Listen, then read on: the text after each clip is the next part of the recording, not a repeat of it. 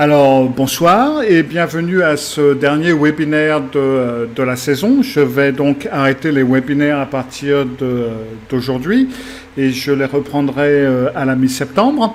Donc, restez en ligne pour recevoir les messages.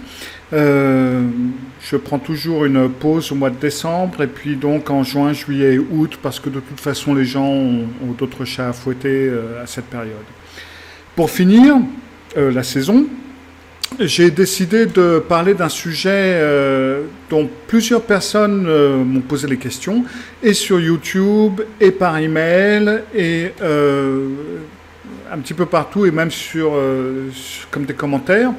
Beaucoup de personnes m'ont demandé par rapport à la personnalité borderline.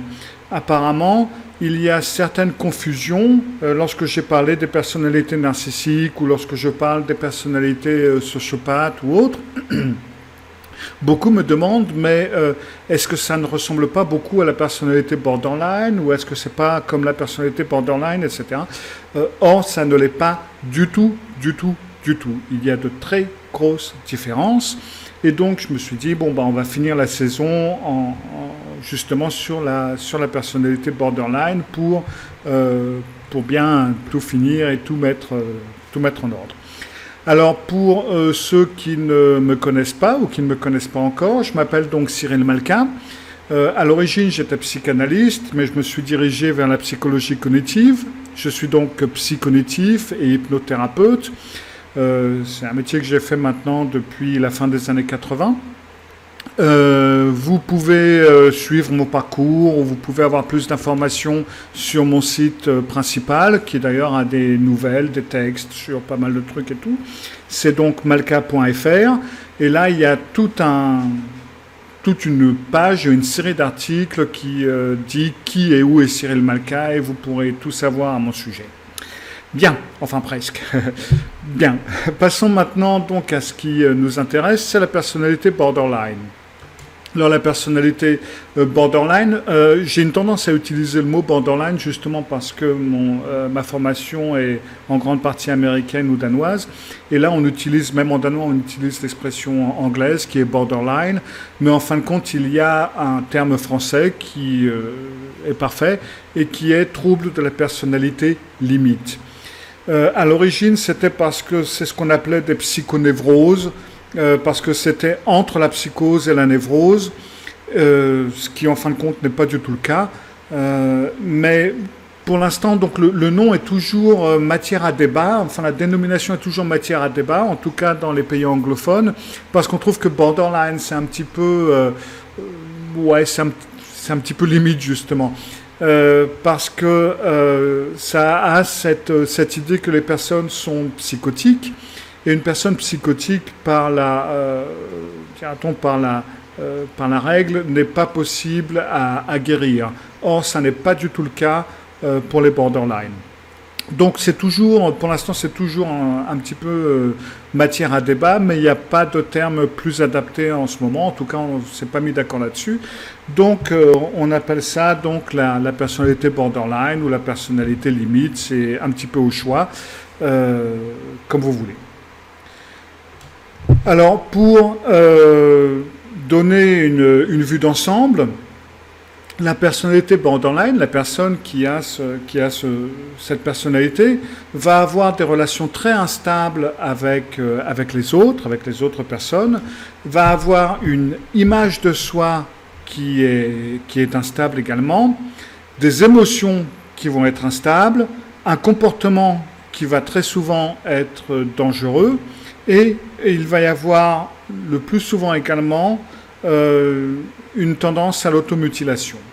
Alors je vais revenir sur ces termes ou sur ces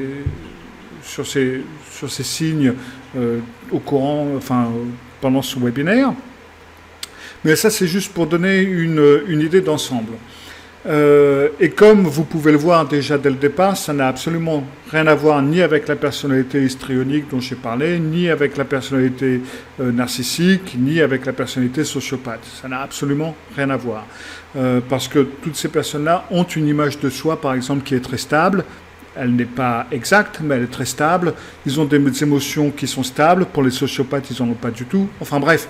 Donc, il n'y a vraiment pas photo entre la personnalité borderline et les autres personnalités dont j'ai parlé jusqu'ici. Alors, d'après des études qui ont été faites, alors encore une fois, je me base beaucoup sur les États-Unis, déjà parce qu'il y a beaucoup d'études qui sont faites dans ce pays. Ils sont très en avance sur pas mal de choses dans le domaine de la psychologie. Et puis, ils ont l'avantage qu'ils ont quand même plusieurs centaines de millions de personnes qui ont la même culture, qui plus ou moins, qui parlent la même langue, etc. Donc, on peut plus facilement faire des études aux États-Unis qu'on peut les faire en Europe, où les cultures sont très différentes et les langues sont très différentes. Donc, d'après ces études, ça touche environ 1,6% de la population. 1,6% de la population a la possibilité d'être une personnalité borderline. Il y a, dans cette population, il y a 3 fois plus de femmes que d'hommes qui sont touchés par ce mal, ou par cette personnalité. Ça touche généralement les plus jeunes, c'est-à-dire que on observe ce genre de personnalité aux environs de l'adolescence, vers la fin de l'adolescence, ce qu'on appelle les jeunes adultes. C'est à partir de cet âge-là qu'on peut voir les premiers symptômes ou qu'on peut vraiment se rendre compte que là, il y a quelque chose qui ne va pas. Et enfin, sur une période de 10 ans, même avec une thérapie relativement minimale, près de la moitié des personnes qui ont cette personnalité vont mieux ou se stabilisent. Alors, ça ne veut pas dire qu'elles vont être guéries ou qu'elles vont être totalement mieux, mais 50% vont aller mieux, même sans thérapie, même sans rien. Ça va être une amélioration sensible sur une période de 10 ans, petit à petit. Bien entendu, on a une meilleure amélioration quand on parle de thérapie, quelle qu'elle soit. Mais donc là, ça va être plus ou moins sans thérapie ou par les observations plus ou moins standards. Alors, il y a plusieurs points clés dans la personnalité borderline. Le premier point clé va être sur ce qui est le domaine émotionnel. Ça va être dans le domaine des émotions. La personnalité borderline va avoir un ressenti beaucoup plus facile des émotions, ça va être plus profond et ça va durer plus longtemps. C'est donc parfaitement au contraire justement du sociopathe qui n'a absolument aucune émotion.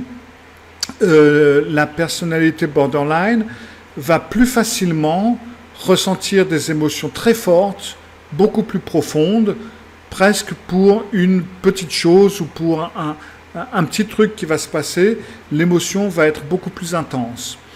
Et de plus, l'émotion va durer plus longtemps que pour la personne lambda, c'est-à-dire que pendant plus longtemps, la personne borderline va ressentir l'émotion négative ou c'est pas parce qu'elle va bouder ou c'est pas parce qu'elle va vous en vouloir plus longtemps, mais elle va ressentir cette émotion beaucoup plus longtemps que nous autres, ou à partir d'un certain moment, on se dit, bon, bah, ça va, maintenant c'est fini.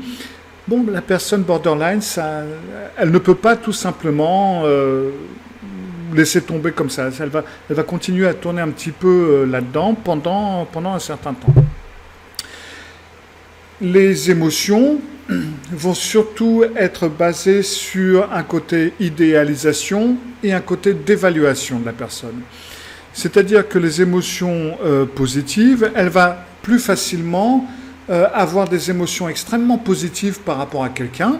Elle va vous aimer très profondément, elle va vous adorer, elle va presque vous mettre sur un piédestal, elle va être enthousiaste, idéaliste, joyeuse, aimante, tout ce que vous voulez. Et puis, à partir du moment où quelque chose ne va pas, où il se passe quelque chose qui bloque un peu tout, ou quelque chose de négatif, elle va aller totalement à l'opposé et entrer dans la totale dévaluation.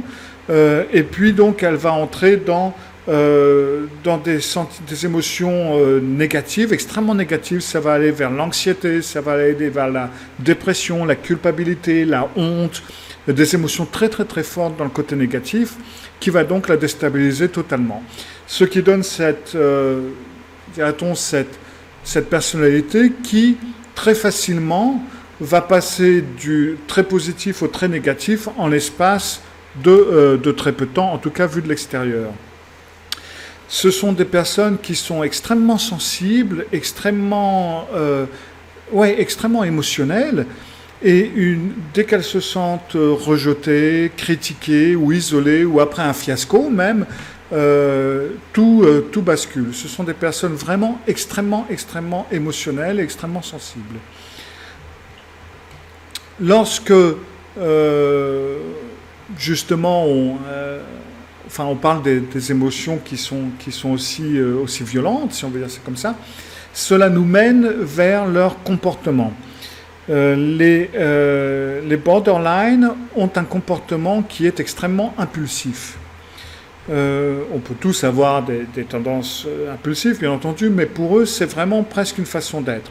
Ça va être des personnes qui vont très facilement aller dans l'abus de substances, les drogues ou l'alcool ou ce que vous voulez. Elles vont très souvent avoir des troubles du comportement alimentaire. Elles peuvent avoir du sexe non protégé avec plusieurs partenaires, différents sexes, etc. Utiliser de l'argent sans trop compter. Elles vont très facilement quitter leur place au travail sur un coup de tête ou une relation, même sur un coup de tête où on peut se dire « mais attends, tu balances tout ça ici juste parce que ceci ou cela est arrivé ?» Ben oui, pour elle, pour cette personne, c'est tellement émotionnellement fort, en fin de compte, que, elle réagit sur un coup de tête. Et donc, elle peut se faire du mal, également, justement, sur un coup de tête. En fin de compte, la personnalité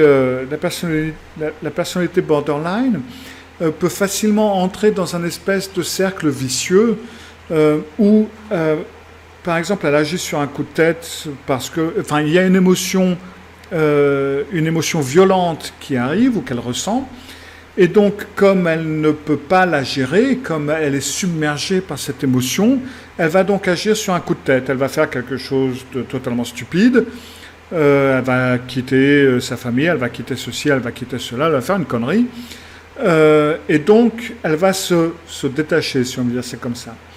Maintenant, après un certain temps, relativement rapidement d'ailleurs, elle va se sentir coupable, elle va culpabiliser, elle va avoir honte de son comportement, et donc elle va se sentir mal. Comme elle se sent mal, elle va retourner dans le comportement impulsif qui va mener à la culpabilisation, la honte, qui va mener à une émotion négative très forte, et pof, la roue tourne, et c'est la spirale infernale.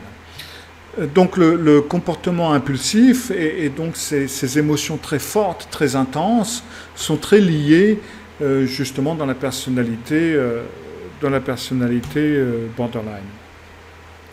Ce sont donc des personnes qui sont extrêmement hypersensibles à la façon dont on les traite. C'est-à-dire qu'une petite chose à laquelle on ne fait peut-être pas attention ou qui n'est peut-être pas vraiment réfléchie, elles vont le prendre de façon extrêmement personnelle et ça va être extrêmement violent pour elles. Et le pire, c'est que si on leur dit « Oh, ben non, ça va, calme-toi, enfin bref, arrête de flipper, c'est rien », elles vont se sentir encore plus mal, parce que là, dans ce cas-là, c'est encore les dénigrer. Et là, ça va être une méthode qui, en fin de compte, ne va pas fonctionner du tout par rapport à une personne borderline, parce que cette hypersensibilité et cette honte, parce qu'elles savent qu'elles ont cette hypersensibilité. Elles savent qu'elles font des bêtises, elles savent qu'elles font des conneries. Donc, il suffit juste de le leur rappeler, même sans faire attention, pour démarrer toute une chaîne d'émotions extrêmement intenses. Et donc, ces émotions changent donc très souvent, et elles passent par exemple de l'admiration et de l'amour à la colère et à la haine. Mais ça va être vraiment dans les deux champs. C'est ce qu'on appelle en anglais le splitting, qu'en français on appelle le clivage du moi. Quoique je n'aime pas trop cette expression parce qu'elle est un petit peu trop imprimée de psychanalyse et ça a toute une histoire derrière qui ne correspond pas du tout. Mais c'est vraiment, elles ne peuvent pas voir une personnalité comme contenant du bon et du mauvais, du positif et du négatif. Pour elles, ça va être tout l'un ou tout l'autre. Donc elles vont vraiment changer de l'un à l'autre. Et c'est pour ça que lorsqu'on leur fait une critique, elles le prennent aussi durement, parce que du fait où on leur fait une seule critique sur une seule de ces choses, pour elles, ça veut dire donc qu'elles sont bonnes à foutre à la poubelle, donc que c'est dans le tout négatif. Justement parce qu'elles ont du mal à comprendre ou à saisir cette différence ou ces nuances qu'il y a entre les différents côtés de la personnalité. Cela nous mène justement un petit peu à l'image de soi, parce que du fait où elles voient les autres comme ça, en positif ou tout négatif, ben elles aussi, elles ont une image perturbée d'elles-mêmes, et elles se voient, comme elles savent, on sait tous, personnellement, qu'on n'est pas ni tout bon, ni tout mauvais. Nous savons tous qu'on a des qualités et des défauts. La personnalité borderline a plus de mal à gérer ce genre de choses, justement parce que pour elle, c'est ou tout positif et ou tout négatif. Or, elle sait pertinemment, à l'intérieur d'elle-même, qu'elle n'est pas ou toute positive ou toute négative, mais qu'elle agit des fois ou tout positif ou tout négatif, justement parce qu'elle va aux extrêmes. Donc, elles ont du mal à saisir l'image de leur identité, elles ont du mal à se situer par rapport aux autres, elles ont du mal à se situer par rapport à la société, par rapport au monde environnement, parce que justement, elles sont toujours en train d'essayer de trouver un équilibre entre le tout positif et le tout négatif, et comme cet équilibre n'existe pas, ben, il est évident qu'elles ne le trouvent pas, et donc elles ont du mal à se situer en tant que personne, et à avoir une image de qui elles sont vraiment, et tout à fait. Et donc, ça fait qu'elles sont pas sûres de leur but à long terme, elles ne savent pas trop, elles ont du mal à se projeter dans le futur, parce que, justement, du fait où elles n'ont pas d'image claire de leur ego, de leur identité, bah, c'est difficile de se projeter, parce qu'on est obligé de savoir quand même ce qu'on peut faire, ce qu'on veut faire, ce qu'on ne veut pas, ce qu'on ne peut pas, etc. Donc, elles ont beaucoup de mal à avoir des buts à long terme, à se projeter loin dans le futur. Ça leur donne des problèmes par rapport aux relations, que ce soit des relations amoureuses, mais aussi des relations avec des amis, avec les personnes qu'on connaît. Et puis, bien entendu, dans le job, enfin dans votre travail, cela pose également problème parce qu'elles ont du mal à voir les choses justement à long terme. Et c'est ce qui fait que beaucoup toutes les personnes qui souffrent de la personnalité borderline vont se sentir, en tout cas par période, extrêmement vides. Un petit peu comme si elles ont du mal à... Ben oui, elles n'ont pas d'image claire de leur identité, elles n'ont pas vraiment de but à long terme, donc ça veut dire qu'elles ont un peu de mal à s'intéresser à quelque chose et à poursuivre un certain but, etc. Et donc, elles peuvent avoir cette idée un petit peu... en fin de compte, je ne vaux rien, je ne vaux pas grand-chose, et puis ce sentiment de vide. Les personnes borderline avec qui j'ai parlé, c'était donc surtout au Danemark, je dois admettre, elles m'ont toutes dit qu'elles avaient ce sentiment de vide, en tout cas par période. Elles peuvent bien entendu avoir des plans lorsque les choses vont bien, lorsqu'elles ont trouvé un nouvel amoureux et que les choses vont bien. Ouais, c'est vrai qu'elles peuvent avoir un plan, mais généralement c'est sur relativement court terme et comme le plan bascule relativement vite, eh ben, revient cette espèce de vide et en fin de compte cette dépression. Cela nous mène sur le plan des cognitions, donc la façon de penser, la façon de mettre les choses en place et de réagir. Ce sont des personnes qui ont donc des difficultés à se concentrer, extrêmement de difficultés à pouvoir se concentrer sur une certaine chose, justement à cause de ce sentiment de vide. Et elles ont une tendance à ce qu'on appelle dissocier. Alors, comme les borderline ressentent les émotions de façon aussi violente, aussi intense, elles ne peuvent pas vraiment les gérer. Elles ont du mal à les gérer. C'est pour ainsi dire impossible. On pourrait presque comparer ça à ce qu'on appelle le post-traumatic stress syndrome, le syndrome de stress post-traumatique. C'est tout aussi fort pour elles, une émotion qui pourrait paraître facile pour beaucoup d'entre nous, et ben pour elles, c'est vraiment quelque chose d'extrêmement intense et de très difficile à gérer, pour ainsi dire impossible à gérer. Donc, comme elles ne peuvent pas gérer ce genre d'émotions, elles vont donc se dissocier de l'émotion. C'est-à-dire qu'elles vont comme mettre une porte blindée, si on veut dire ça comme ça, entre l'émotion et elle-même. Et ça, on peut le voir, surtout si on connaît la personne, et ça c'est quelque chose que j'ai vu aussi pas mal de fois, quand l'émotion arrive, vous pouvez voir tout d'un coup que la personne borderline a une voix monotone, tout d'un coup elle peut avoir le regard vide, etc. Là, c'est parce qu'on a touché quelque chose qui a eu un effet violent pour elle, et donc elle fait tomber cette porte blindée, tout simplement pour se dissocier de ces émotions qu'elle ne peut tout simplement pas gérer, qu'elle ne peut tout simplement pas supporter. Et c'est donc pour cela qu'elles ont ces problèmes à se concentrer, parce que leur monde est si émotionnellement sensible, si on dit ça comme ça, que ça leur est difficile de pouvoir se concentrer, parce qu'elles ont du mal à ne pas voir ou à ne pas ressentir ces émotions. Cela nous mène donc à, entre autres, l'automutilation et les suicides. Et ils ont, malheureusement, les personnes borderline ont un très haut pourcentage dans ce qui est l'automutilation et ce qui est du suicide. Dans 50 à 80% des cas, on parle d'automutilation et de suicide. Alors, ne pas confondre les deux, parce que ça n'est pas du tout la même chose. Bien entendu, vous savez que ce n'est pas la même chose, mais en fin de compte, c'est pour deux raisons totalement différentes. Alors, la méthode d'automutilation la plus fréquente, c'est de se couper ou de se taillader, parce que c'est une méthode qui prend un peu plus longtemps et sur laquelle on peut plus facilement doser la douleur, en dépendant si on y va plus lentement ou plus rapidement, plus ou moins profondément, etc. Donc c'est pour ça que c'est la méthode la plus usitée. Mais alors après, ils peuvent utiliser d'autres méthodes, telles que se brûler, se cogner la tête contre les murs, se faire des bleus, enfin bref. C'est pas parce que la personne se brûle, au lieu de se taillader, qu'elle n'est pas borderline. Donc il ne faut pas partir là-dessus. Mais la plus fréquente est donc de se taillader, parce que c'est en fin de compte la méthode qu'on peut le plus facilement gérer et doser, si on veut dire ça comme ça.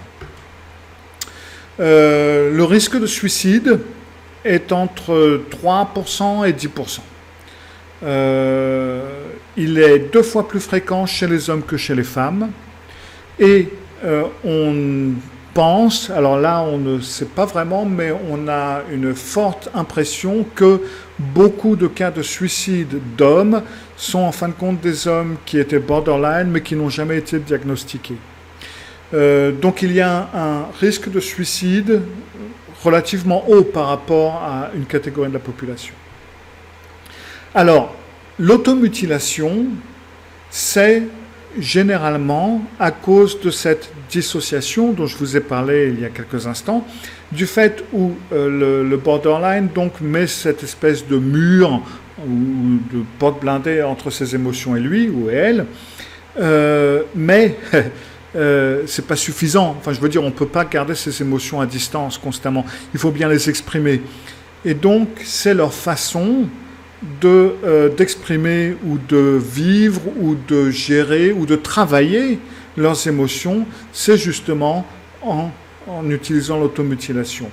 Pour faire, si on veut dire comme ça, quand il y a, par exemple, quand il arrive quelque chose de violent à tout le monde, on entre tous en état de choc. L'état de choc fait qu'on ne peut pas ressentir les émotions parce que tout simplement il y en a trop d'un coup.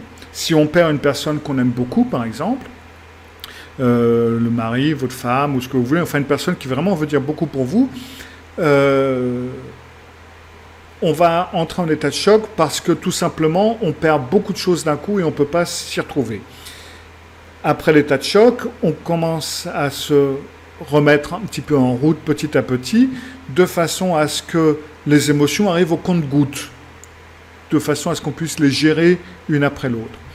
Et bien, pour le borderline, c'est un petit peu ce principe. C'est-à-dire que l'émotion originelle qu'il a, par exemple, ou qu'elle a bloquée avec cette fameuse porte blindée, eh ben, il veut la vivre ou la ressentir, parce qu'il est bien obligé.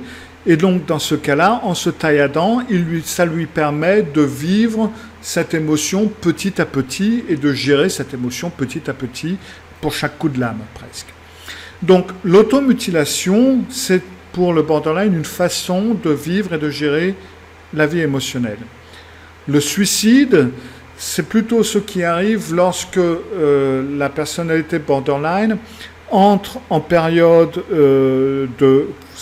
Vous vous souvenez, lorsque j'ai parlé de cette espèce de spirale infernale, lorsque le borderline est au fond de cette spirale, culpabilité, de honte et de culpabilité, à un moment donné, il va se dire, il est tellement déprimé, qu'il va se dire, bon, bah tant pis, de toute façon, je vais faire un plaisir à ceux qui m'entourent, ça va leur faire plaisir que je ne suis pas là. Et en fin de compte, il va se sacrifier pour eux, si on veut dire ça comme ça, et donc se suicider. Il est très rare, à l'inverse des dépressifs ou de beaucoup d'autres névrosés que l'on connaît, il est très rare que le suicide d'un borderline rate, parce que leur but, ce n'est pas d'attirer l'attention, ce n'est pas d'attirer l'attention sur eux, mais c'est tout simplement de partir de ce monde. Donc généralement, et c'est pour ça que le chiffre des suicides est tellement haut, ça ne rate pas. Alors pourquoi est-ce que les gens deviennent comme ça?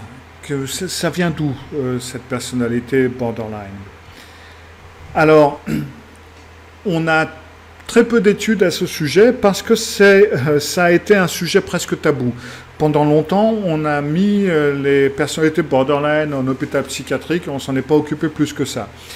Comme beaucoup de personnalités borderline ont été abusées sexuellement lors de leur jeunesse, on a rapidement dit, bon, ben, elles ont été abusées lors de leur jeunesse, et puis on n'en parle plus, elles ont flippé, elles ont cassé un câble, et puis on va les mettre sous antidépresseurs, et on n'en parle plus. Ce qui fait que pendant énormément d'années, on n'a pas vraiment étudié le cas, et ce qui est extrêmement dommage, parce que, comme vous allez voir plus tard, on obtient d'extrêmement bons résultats avec la thérapie.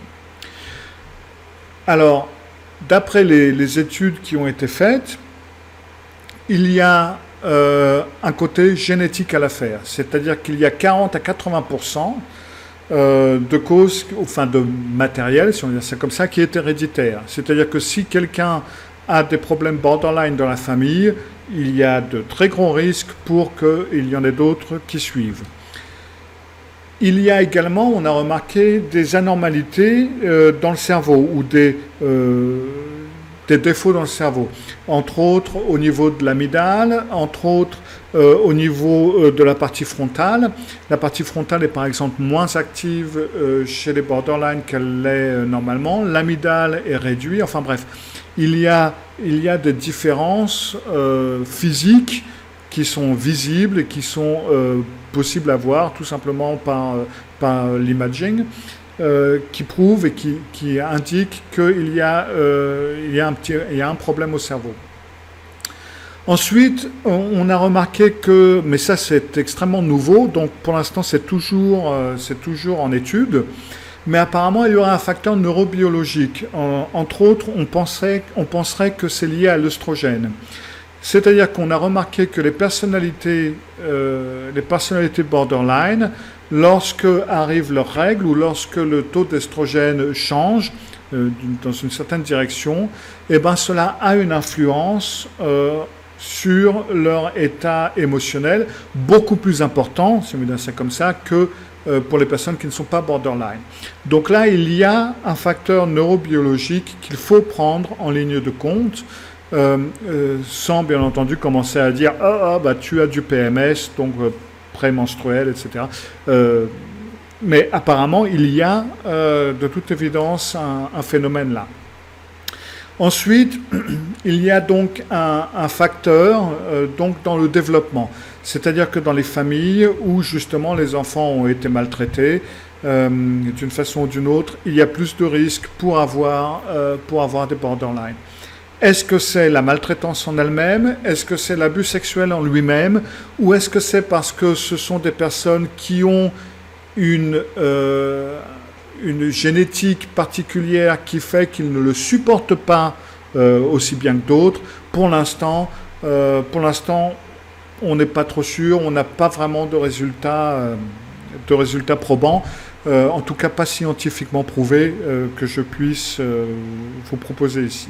Mais on pense que le facteur du développement personnel, le facteur environnemental peut avoir son importance.